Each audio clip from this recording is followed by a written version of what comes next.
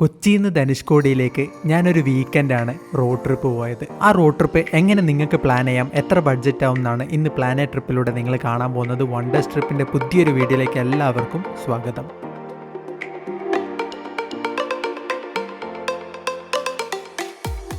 രാവിലെ 3 മണിക്ക് സ്റ്റാർട്ട് ചെയ്ത് 5:30 ആകുമ്പോഴത്തേക്ക് മൂന്നാർ എത്തി. മൂന്നാർ KSRTC ബസ് സ്റ്റാൻഡിന്റെ തൊട്ടടുത്തുള്ള ചായക്കടയിൽ നിന്ന് ഒരു ചായയൊക്കെ കുടിച്ച് മൂന്നാർ ഗ്യാപ്പ് റോഡിലൂടെ സൺറൈസ് ഒക്കെ ആസ്വദിച്ച് പൂപ്പാറ വഴി നമ്മൾ തേനി ഡിസ്ട്രിക്റ്റിലെത്തി. രാവിലെ 9:30 ആയപ്പോൾ ടോട്ടൽ വില്ലേജ് ഹബ്ബ് എന്ന് പറയുന്ന ഹോട്ടലിൽ നമ്മൾ ബ്രേക്ക്ഫാസ്റ്റ് കഴിച്ചു. വീണ്ടും യാത്ര ആരംഭിച്ചു. മധുരൈ രാമനാഥപുരം വഴി രാമേശ്വരത്തെത്തി. നമ്മൾ ബുക്ക് ചെയ്ത ഹോട്ടൽ ബൃന്ദാവൻ ബീച്ച് റിസോർട്ടിൽ പോയി ഒന്ന് ഫ്രഷായി നേരെ ധനുഷ്കോടിയിലേക്ക് വിട്ടു. ധനുഷ്കോടിയിൽ നിന്നായിരുന്നു നമ്മൾ ലഞ്ച് കഴിച്ചത്. പിന്നീട് സൺസെറ്റ് കഴിയുന്നത് വരെ നമ്മൾ ധനുഷ്കോടിയിൽ ടൈം സ്പെൻഡ് ചെയ്തു. തിരിച്ച് റൂമിൽ വന്ന് റെസ്റ്റ് എടുത്തു. നെക്സ്റ്റ് ഡേ രാവിലെ നമ്മൾ രാമേശ്വരത്തെ ഫേമസ് അമ്പലവും അവിടുത്തെ തീർത്ഥവും ഒക്കെ കണ്ട് നമ്മൾ തിരിച്ചു വന്നു.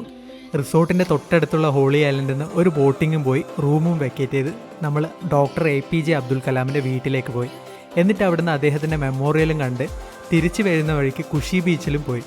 കുഷി ബീച്ചിൽ നിന്ന് 4 മണിക്ക് സ്റ്റാർട്ട് ചെയ്ത് 6 മണിയാകുമ്പോഴത്തേക്ക് നമ്മൾ മധുരയിലെത്തി. മധുരയിൽ നിന്ന് ഒരു ചായയൊക്കെ കുടിച്ചു, കുറച്ച് റെസ്റ്റ് എടുത്തു. വീണ്ടും ഡിണ്ടുക്കൽ പൊള്ളാച്ചി വഴിയാണ് നമ്മൾ കൊച്ചിയിലെത്തിയത്. ഒരു വീക്കെൻഡ് പോയി വരാൻ പറ്റിയ ഒരു റൗണ്ട് ട്രിപ്പാണ് ഈ ഒരു ട്രിപ്പ്.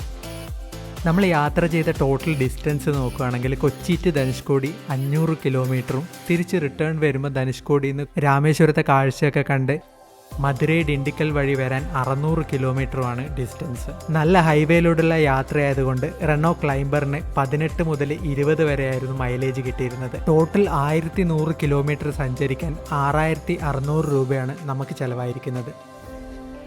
ധനുഷ്കോടിയിലെ കാഴ്ചയൊക്കെ കണ്ട് രാമേശ്വരത്ത് നല്ലൊരു ബീച്ച് വ്യൂ ഒക്കെ ഉള്ള ബൃന്ദാവൻ ബീച്ച് റിസോർട്ടിലായിരുന്നു നമ്മളെ സ്റ്റേ. 1 നൈറ്റ് സ്റ്റേ ചെയ്യാൻ വേണ്ടി നമുക്ക് ചിലവായിരിക്കുന്നത് 3800 രൂപയാണ്, അത് ഇൻക്ലൂഡിങ് ബ്രേക്ക്ഫാസ്റ്റ്. ഇനി ഫുഡിൻ്റെ എക്സ്പെൻസ് നോക്കുകയാണെങ്കിൽ ഡേ 1 തേനിയിലെ ബ്രേക്ക്ഫാസ്റ്റും ധനുഷ്കോടിയിലെ ലഞ്ചും രാമേശ്വരത്തെ ഡിന്നറും ഒക്കെ കൂടി 1100 രൂപയാണ് 3 പേർക്കായത്. ഡേ 2 ബ്രേക്ക്ഫാസ്റ്റ് നമ്മൾ റിസോർട്ടിൽ ഓൾറെഡി ഇൻക്ലൂഡഡ് ആണ്. അത് കഴിഞ്ഞ് ലഞ്ചും ഡിന്നറും കൂടെ കൂട്ടിയിട്ട് 1200 രൂപയാണ് ആയത്. ഇത് കൂടാതെ ചായേൻ്റെ ഒക്കെ പൈസ കൂട്ടി ടോട്ടൽ 2400 രൂപയാണ് നമുക്ക് 2 ദിവസത്തെ ഫുഡിൻ്റെ പൈസയായത്.